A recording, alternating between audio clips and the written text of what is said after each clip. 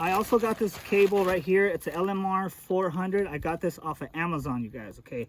So on this side, we do have the female, right? And then this is the male, N-type male. And what we're gonna do is we're gonna screw this in like so. I'm gonna show you guys, but I'm kind of like just pre-warning you, right? So we're gonna screw that in here. And on the opposite side, this one goes directly into the miner. It doesn't matter if you guys have a rack miner, if you guys have a Bobcat miner, and there's a bunch of other ones I can't think right now, and the camera's on me, but there's a bunch of them.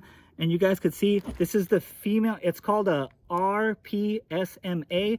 The RP stands for reverse polarity. And what it is, the R is reverse. So if it's a male part, but the RP makes it reverse, so it's actually female. It's very confusing, but that is the cables, and I just kind of wanted to show you guys the cables before we put it all together because it is very confusing. I forgot to mention so this is a 30-foot cable right here. You guys could get different cables. The shorter the cable, the less dBi loss you're gonna have. So the longer you go, you know, you might lose out on some earnings, but if you're putting your antenna and your whole setup on the roof, you're gonna get way more earnings than you would if it's at the window. So depending on if you guys want to go with a long cord or if you guys want to go with the outdoor encasing setup, it's up to you. You could get like a 3-foot cable and then do like an outdoor setup, but it's really up to you guys, whatever you want to do.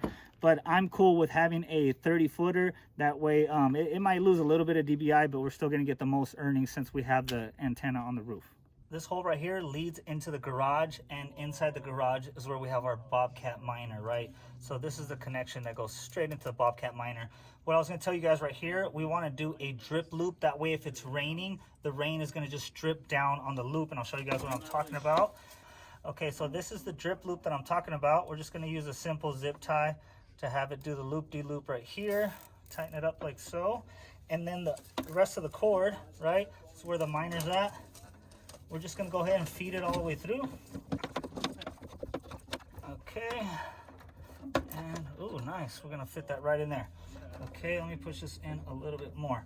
Okay, so this is what I'm talking about, you guys. So the water, technically, is supposed to run down here, and then it's supposed to drip down here at the lowest point, okay? If we were feeding it in, water could technically just run and then go straight through. So this is just one little technique that you guys could use to help, like, you know, prevent any damage inside your house. It's not a big deal, but I did want to show you guys that this is the way to go.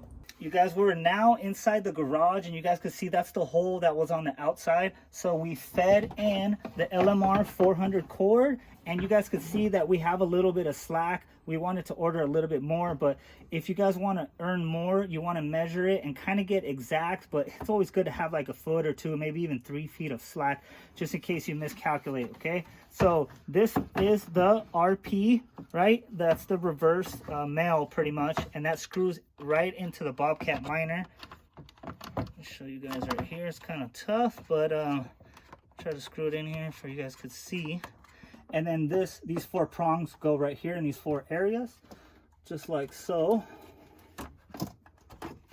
And then you slide it down, and then we want to double check and make sure it didn't unscrew when we turned it around, the 180. Okay, so that is good to go.